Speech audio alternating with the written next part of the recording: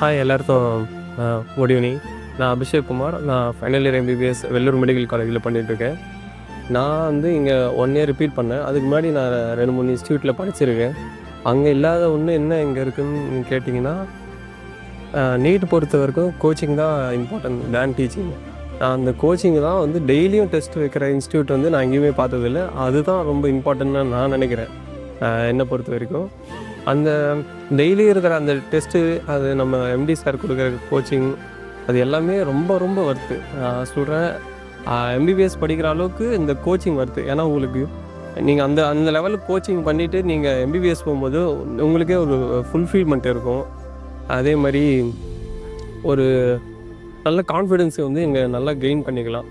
இந்த அளவுக்கு எடுத்துன்னு வந்து எங்கள் எம்டி சார் இந்த இன்ஸ்டியூட் இப்போ தான் 4 வருஷம் கழிச்சு இப்போ தான் வரேன்.